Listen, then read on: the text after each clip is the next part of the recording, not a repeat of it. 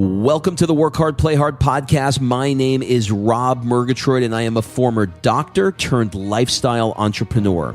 Each week, I interview some of the best minds on the planet on the science of achievement and the art of fulfillment.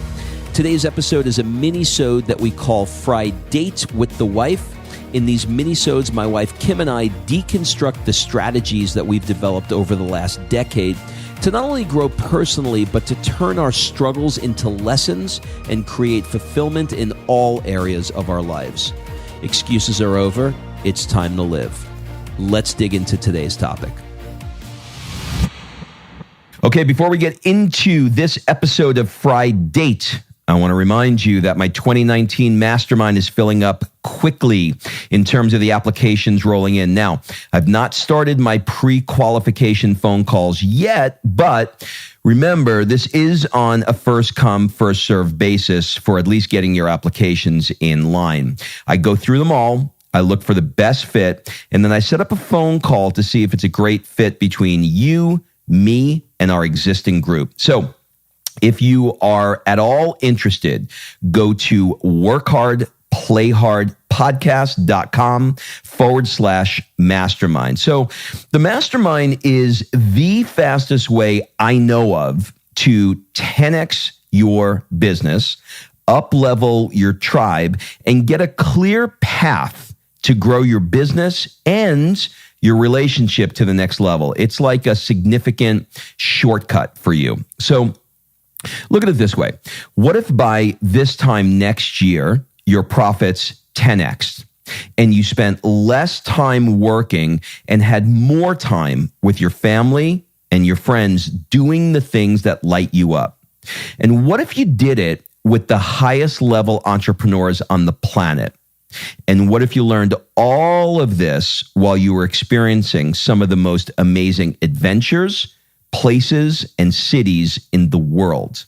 Stop the what ifs and make a decision to make this happen. So go to workhardplayhardpodcast.com/mastermind and fill out the application. In the mastermind, I'll put you into a group of high-level achievers where everyone is at your level or higher, and you'll be in 3 different masterminds throughout the year, going to 3 different locations and being a part of what I call an experiential learning environment. I learn best by doing cool things with cool people and not in the back of a Holiday Inn conference room. So I redesigned the entire mastermind concept and made it fully immersive experiences. I made the long conference room tables disappear, the one with the mints and the water. It's all gone. So who's it for? Any upper 6-figure earner that is at $300,000 or above, or those that have just barely squeaked over their first million and are looking to learn how to get past the multiple 7-figure range year after year. So even if you're just curious, go to workhardplayhardpodcast.com/mastermind and click apply. Do not let this negative self-chatter get in the way. We all have it, by the way. Power through it. Power through it. You can do it. All right, let's get on with the episode. Well, Kimberly Murgatroyd, how the hell are you? I'm good, but you got a little man flu going on.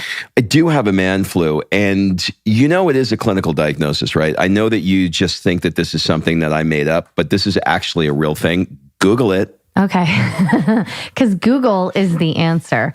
Ladies, you got a husband, a spouse, a partner, a dad, a brother. A significant other, if you will. Any of those that, gets a slight tickle in their throat and all of a sudden it's like a full-on man flu. First of all, and by the way, when you start any such sentence with first of all, it is no slight tickle. I have the guillotine that is in my throat right now. There's no drama there. No, and do you know there's no exaggerated drama. Do you know when people are about to be killed and they have to walk the gallows? Well, the guillotine is I have a mix of the gallows, the walk to the gallows is the bottom of my throat, but when you get to the top, that's where the guillotine is. Yeah. So I know that may perhaps seem like an exaggeration considering that I'm actually talking and sounding like I'm functioning. And by the way, welcome to my life. You know what we're going to talk about today, honey? Ironically, living to 100, which can you do it with man flu? I can do it with man flu. You know, I remember right where I was when I heard this concept. I was listening to my new man crush. Yeah, I said it. My new man crush, which is Tom Bilyeu. And I have finally been able to pronounce his name. And the reason why I can pronounce his name is because he was in front of you? No. He had, I was with him. We had dinner in LA. Did I just drop that? Hold on, let me pick that up for you real quick. Thank you. But he had a guy on, Jim Quick, who does like memory enhancement. And he was saying, like, what's something that you want to remember? He said, well, why don't you give people a way to remember my name? Because nobody can actually say it right. And so he looks at him. He said, I will imagine that he's got big ears that come out like Dumbo, like his words, not mine.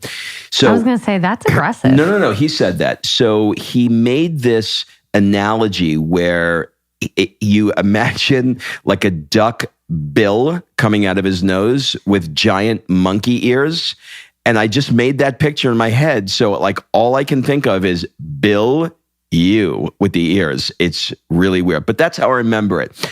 I digress. His name is Tom Bilyeu, and he had a guy by the name of Peter Attia, who is a medical doc. He's Tim Ferriss's MD. He's a very famous medical doctor. He has a podcast. Guy's like a genius. And the conversation that they had really, really struck me, probably because I'm getting older. I'm 52 years old now. And he said, what I'm training for these days is I'm training to be a kick-ass 100-year-old. And so he goes, well, what do you mean? He said, well, I've trained for fitness competitions. I've trained for triathlons. I've trained for Ironmen. But at the end of the day, really what I want to be training for now at this stage of my life is how am I going to show up as a 100-year-old? In other words, will I have the balance to be able to bend down to pick up my kids? And he used an example. He said, years ago, I used to be able to do squats, and I can close my eyes and I can bend, I can go into a squat position with one leg forward and do reps and then switch legs. Now with my eyes open, I can't even do one of them because my balance is starting to go off. So the first thing that goes is your balance. And so he said, I'm switching all of my training to be able to address what being like at 100 years old is. So that's kind of a long intro, but that's what I wanted to talk about today. That's awesome. And we're going to talk more about that in a little bit. But first, I did a lot of research on this in multiple areas of how can you be a kick-ass 100-year-old? And, he talked about the body. So I think that's where we got the idea for this podcast. But there's other things too, obviously, right? It's not just can your body function through 100. There's also mindset as well as diet that's going to play a part in this. So today we're going to talk about all three. Aren't you so excited? Well, what I love about our marriage and our co-hosting podcastness is that you took the ball, you took my 100-year-old kick-ass ball. I almost said my 100-year-old kick-ass balls. I was like, you have 100-year-old balls? Is that really what's going on right now? By the way, I digress. No. We can't talk about balls. Are you still going to be married to me when I have 100-year-old balls? There's a long pause there. Well, listen, who's getting divorced at 100 years old? Do you see anybody walking around saying, hey, baby, at 100? It's not happening. All right. So listen, the first thing we're going to talk about, not your balls, is going to be this Japanese philosophy called Ikigai. Ikigai. Did you just do that? What are you doing? What is that? Ikigai. I didn't know how to say it, and so I had to Google how to say it. Are you actually Googling on the air? I am, and I hope everybody heard Google tell me, actually it was YouTube, told me how to say this Japanese philosophy called, we're going with Ikigai, because that's what, the Google said. Ikigai. So basically, this is the mindset of people that live to 100. So Ikigai is your reason for being. And I freaking love this. There's a book about this entire community, all about Ikigai and how it plays a role in these centenarians living such long lives. And, the premise is, what if you could live a longer life, by just doing more of what you love to do the most. Well, let's give them a little bit of background. Where is this community? How does it relate to the Blue Zones? Like loop me in there. Okay, so there is a community in Okinawa, which is one of the Blue Zones. We're going to talk about Blue Zone stuff in a minute, but it's called, I'm going with Ojimi. Ojimi sounds good, right? Okay, so Ojimi is a village of 3,000 people. And it is the one place in the world that has the longest living people. It's known for their slow pace. Like everyone's going to go, what do? They live a slow pace. They have ocean views, community gatherings. They have personal vegetable gardens, and they smile, laugh, and joke a lot. And they live... You see, this is why I'm moving to the beach in California, right? I want the ocean views. I want my vegetable garden. I want to smile a lot. Yeah. Okay. See, and I don't even have to speak Japanese. It's perfect. So did we say it's Ikigai? See, I'm going to have to bring that lady back. Let's go, just for the sake of this conversation. See, I forgot. No matter what you do, somebody's going to correct you anyway. So let's just say, let's say Ikigai, and we're admittedly getting it wrong. So just know that we're saying it the wrong way. Yes. So what I love about it is that they really thrive on this Ikigai, this doing more of what you love. And because they thrive on this philosophy, it is like, they're truly living a life of purpose. And that is what I think a lot of people are probably even living for, but listening to podcasts like ours and, our friend Lori Harder, Earn Your Happy, and all of these podcasts, because they're trying to live a life of purpose. And that is basically what this philosophy is about.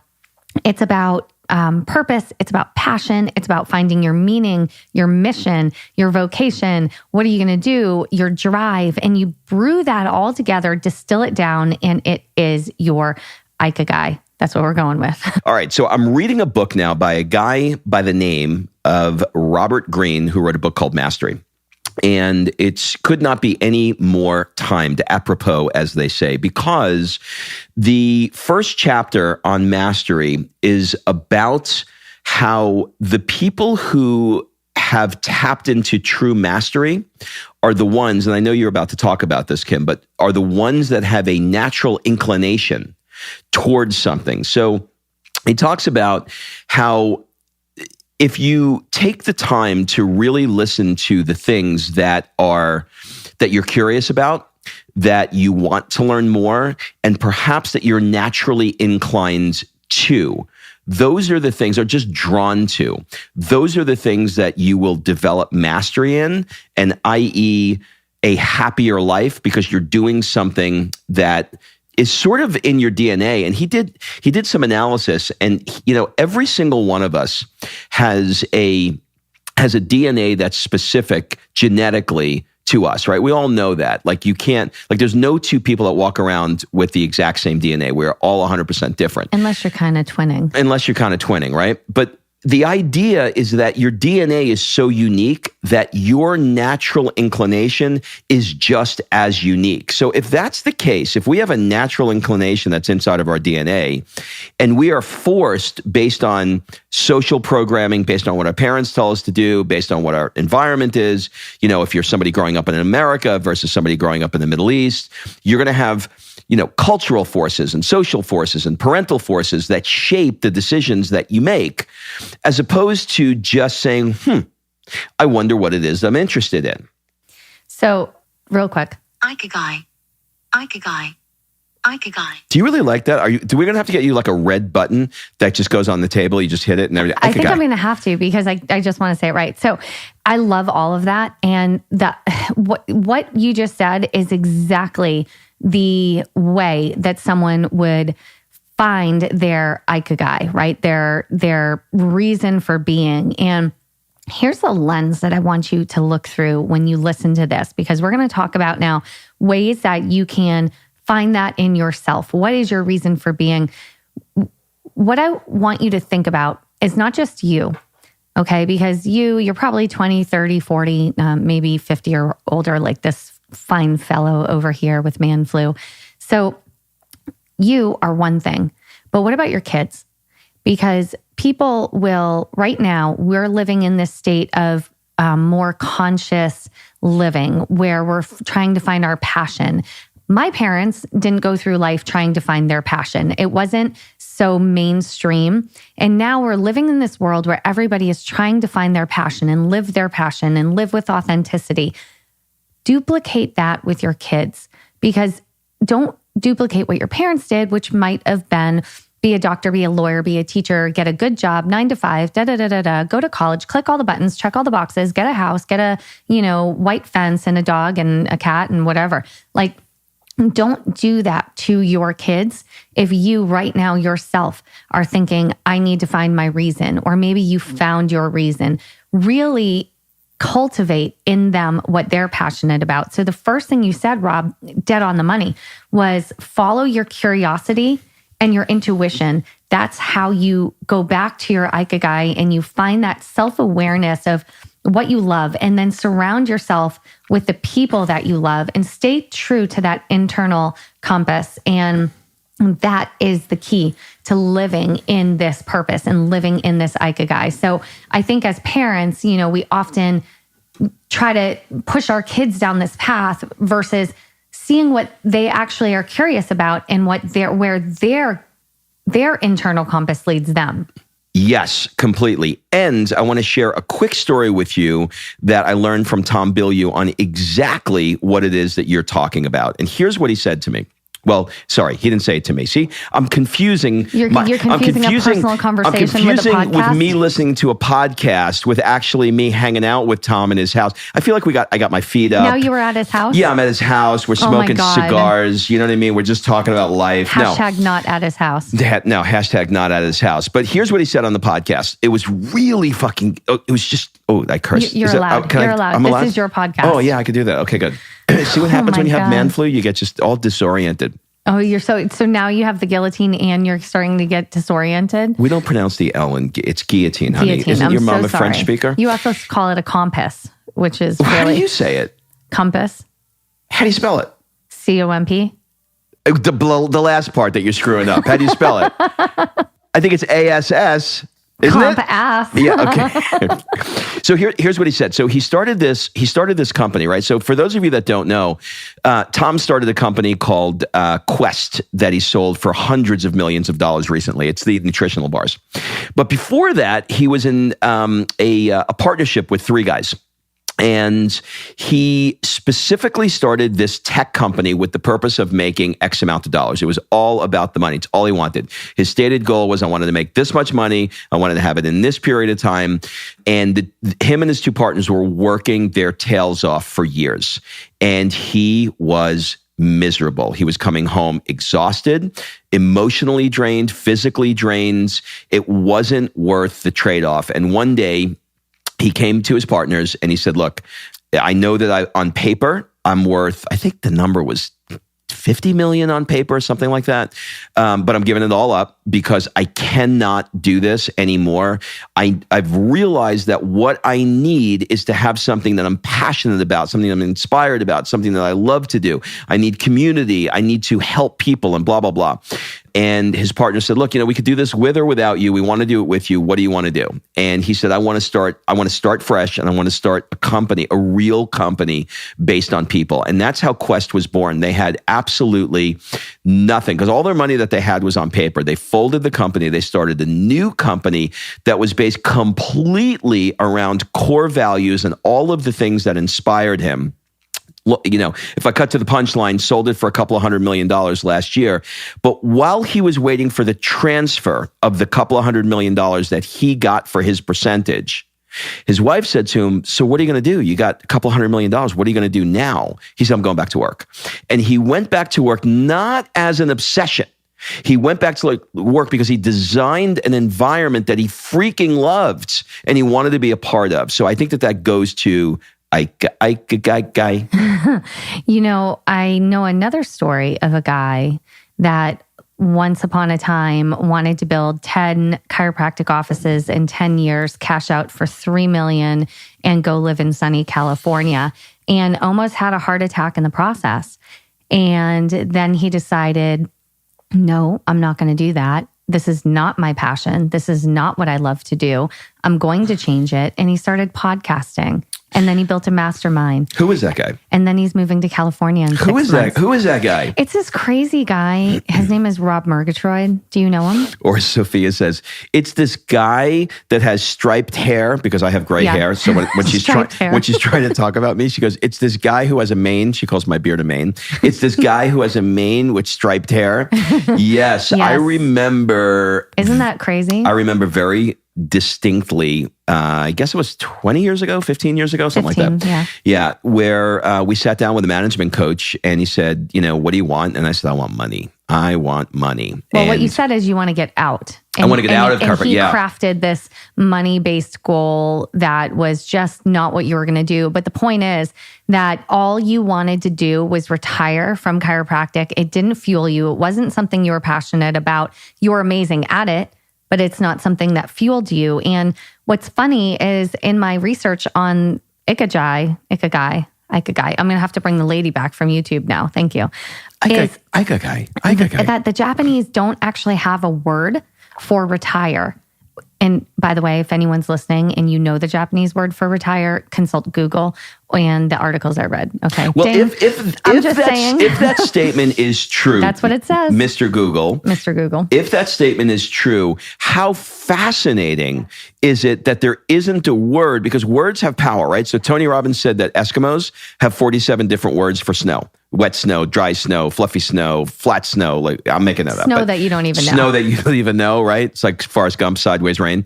But because they have so many different, layers of distinctions for it because it's so prevalent. Well, let's take the reverse of that. There's no word for retire. For retirement. So what does that leave? Because they are driven to lead a purpose-driven life, truly. And you would never retire from that.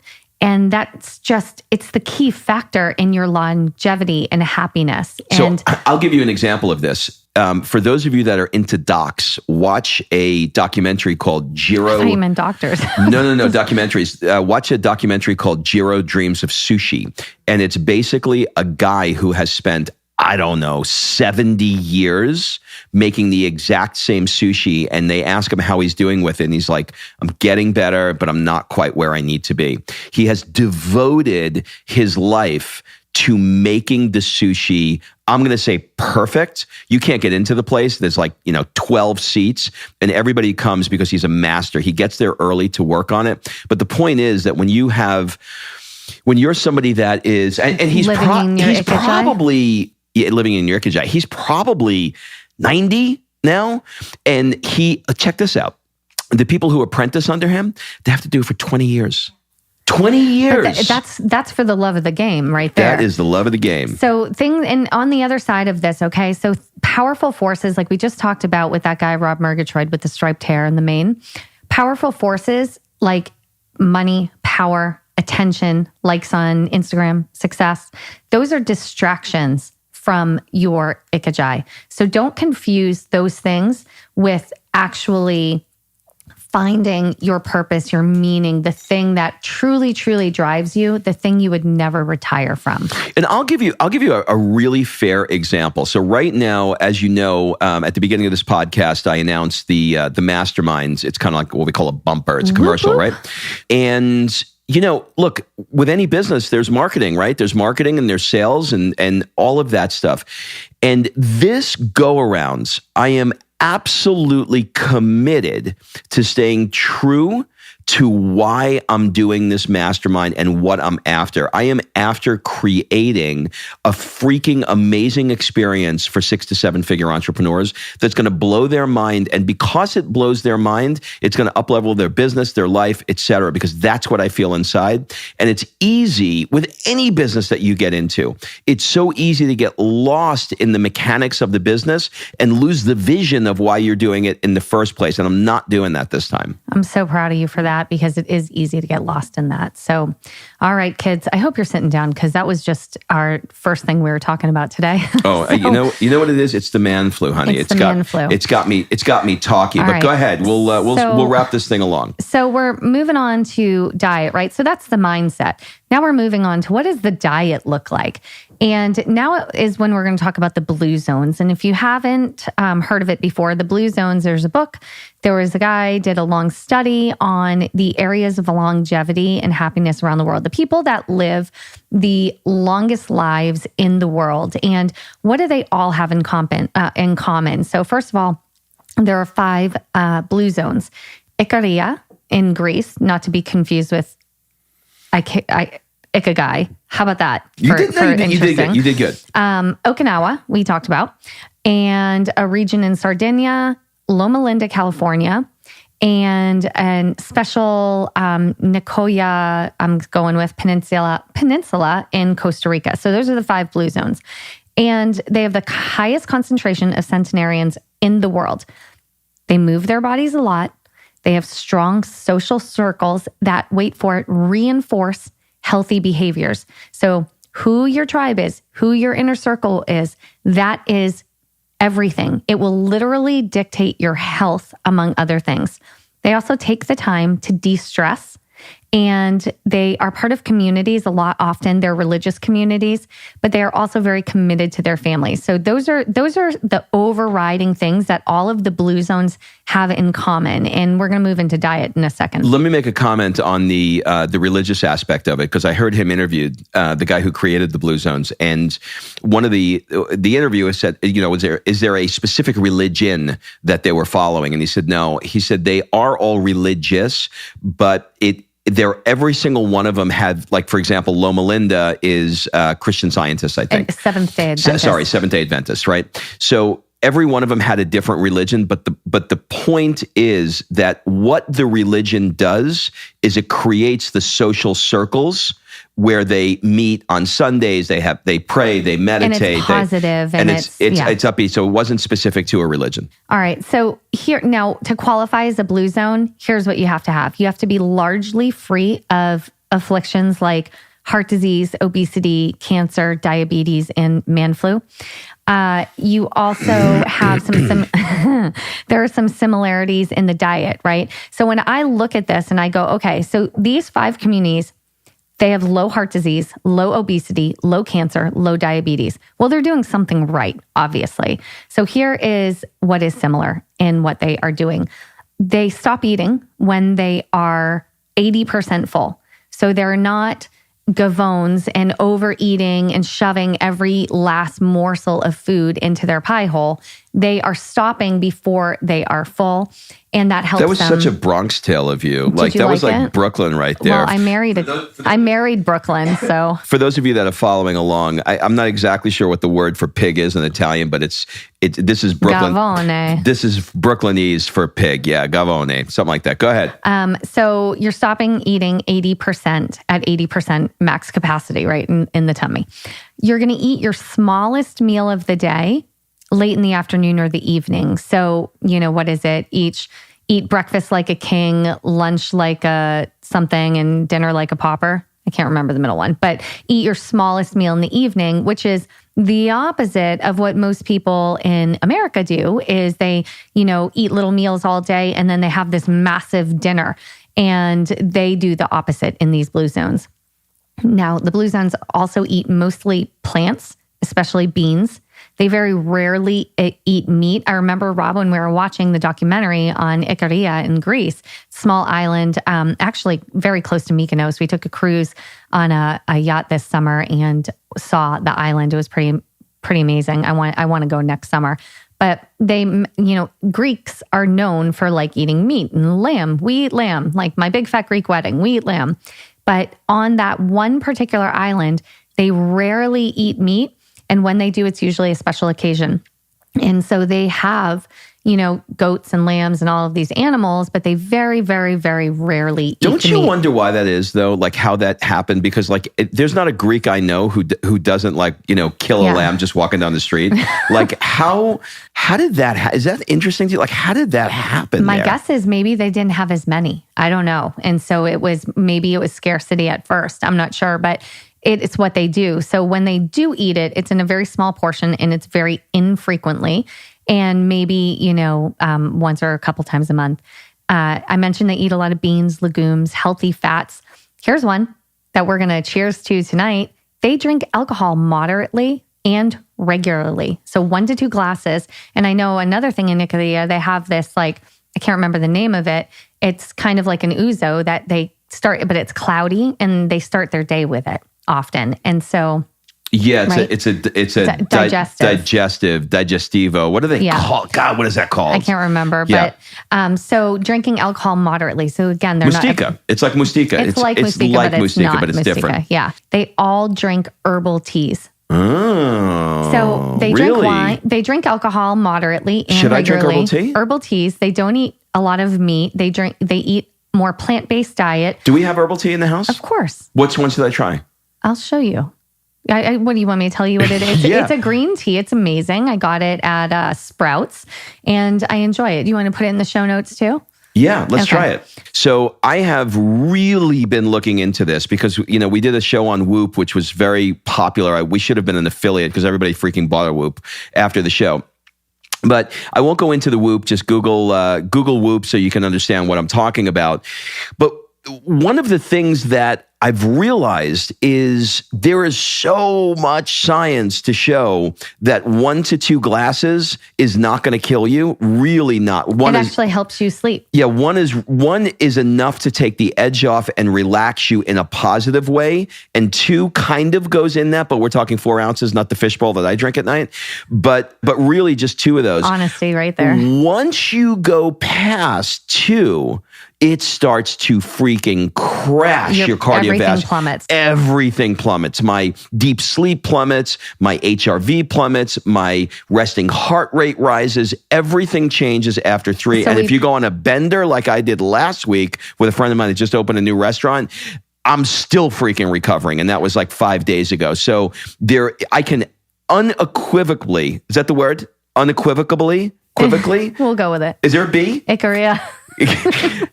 Tell you that 2 glasses should be the max. You need to think of yourself 2 glass max. Yeah, when you go into the club, the comedy club, and they're like it's a 2-drink minimum. You have a 2-drink maximum. That's it. Yeah, so that's great. That's perfect. Okay, so now you know where to put your mind. Now you know what to put in your mouth, and let's talk about workworkouts. Can you say that last one more time? No. Now you know what? No. I didn't hear you. My headphones didn't work. What'd you say? Now you know what? What? No, seriously. No. Why are you turning red? What? No, what you said? What's put where? All right, let's go. Oh man. Let's go into the last and final bullet today, which is what we opened with, which is what Peter Attia talked about. Can you say which is one more time? The new sport of becoming a kick-ass 100-year-old. So here's what he said. In short, when you're training, your goal is to protect your joints. Because if you really want to be a 100-year-old, I'm still laughing at the other thing, by the way. Oh my God. If you want to be a 100-year-old that is going to be kicking ass, if you we're not talking about laying in a bed as a centenarian going, I made it. No, we're talking about and he said, he hasn't codified it yet, but maybe it's your ability to walk up the stairs with 2 packages might be a test for that, something like that, right? Yeah, so what he said is all of the activities, when you're doing your workouts and you're creating these workouts, you want to do workouts that are going to maximize the load on the muscle so you get stronger, but minimize the load and joint stress, okay? Which means that if you're at the gym and you're doing squats, and yes, squats are great for you, but the extra 20% that you're going to get from doing the squats isn't worth the load that you perhaps may be putting on your knees if you're doing it wrong. That is not going to serve you when you're 100 years old and you're all broken down. I can tell you at 50, everybody I know now has either had a shoulder or a knee replaced. What the hell is it going to be like at 60 and 70? Well, when you extrapolate that out to 80, 90, and 100 years old, we're going to be like freaking robots, right? We're not going to have anything. And I'll say this. He said, based on the research right now, I mean, obviously you can't prove anything, but we're likely going to live, if you're making it to 50 now, you're likely going to be able to make it to 150. If you're 50 years old on 2018, you're likely to make it to 150 years old based on the billion exponential growth that we're making in science and technological advances. So if that's the case, you don't want to be sedentary at 100 years old when you could live to 150. Absolutely. And, I remember when I actually started my career in exercise physiology and training people. And, I had to decide who I wanted to train. And when I was 20, I was like, oh, I want to train people to get in super great shape. And because I was a fitness competitor and I was like, I want to train competitors and all of that. And then one day in my facility, an older gentleman walked in. His name was Doug, and he changed everything in my perspective of who I wanted to work with, because he was an older guy. He had a collapsed lung. He was always on some sort of breathing machine, and he wanted to get stronger. He was like 70. He wanted to get stronger, more fit for daily life. So functional activity. And I started to work with him. And you remember this, Rob? Yeah, he actually was a beautiful guy. And I remember watching him. It kind of, because I would work out when you were training him. And I remember that it was one of these, like, the spirit is willing, but the flesh is weak. And I can see this guy sucking, just sucking air, just knowing that he was trying to undo all of the years of work and lack of exercise and poor diet and giving everything he had, because he knew that he was reaching, the twilight years of his life, and he needed to make sure that he was protected from it. And he used you as the leverage to get through that. But what was amazing was what we did for workouts was so different than what I did with anybody else. And it was truly to allow him to breathe better, have better circulation, to be able to lift something over his head and put it on a shelf, or take a pot off the shelf and put it down for his wife.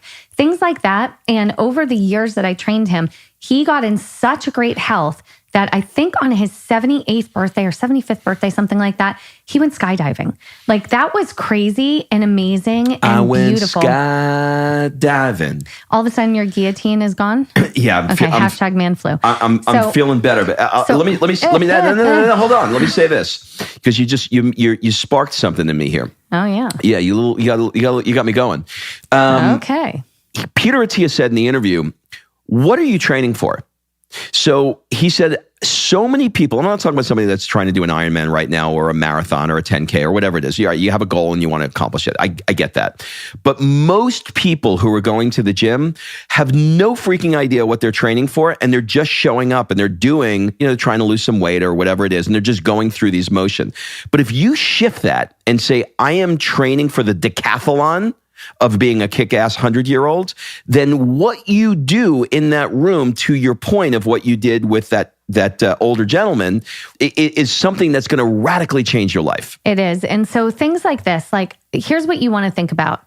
And you know what? If you're 30 or 20 right now and you're listening to this and you're like, oh my God, I'm going to be so fine. Know that shit rapidly decreases over time. After 35, your strength, your flexibility, your bone mass, all of these things decrease. So you want to work toward being stronger, but like I said, protecting the joints. Work on your balance and flexibility. And one thing that Rob and I have really taken to over the last 6 months is lots of yoga, because that will strengthen your balance and flexibility. Look at our justice on the Supreme Court Supreme Court. You know what I learned about that, by the way? She just fell, right? Do you know the only person that could be called justice is the Supreme Court? You can't, there's no other person that you can say he or she is a justice. Side note. They're a judge. They're not a justice. The only justice is on the Supreme Court. Now, I digress. Let's go back to RGB. So she just fell, right? Well, a lot of people, when they get older, they fall. Why do they fall? Because their balance isn't the same. Their core strength isn't the same. Their flexibility isn't the same. If you think about your grandparents, were they able to get down on the floor and get back up with no help? Or were you having to like hoist them up and pull them? Or would they not even get on the floor to play with your kids because they couldn't get back up and they knew it? So the thought here is, work on the things that are going to be functional in your life. And, a lot of people are like, when I get older, I'm going to travel and yada, yada. Well, you're not going to go very far if you can't walk upstairs, if you can't put your luggage in the overhead, and if you need a breathing machine. So take care of your body, take care of your mind, take care of your diet. And even if you don't live to 100, your life is going to feel longer because you are doing the things to truly live now and be as healthy as you can and be more engaged while you're actually here. Well, we're going to drop the mic on that one. That was fun. I loved it. That's it. Have a great week, everybody, and we'll see you next week. All right. Thanks for listening. If you love this episode and you know someone that needs some help in either stepping up their work hard game or their play hard game, it would mean the world to me if you shared this podcast with them to help me get this movement out there.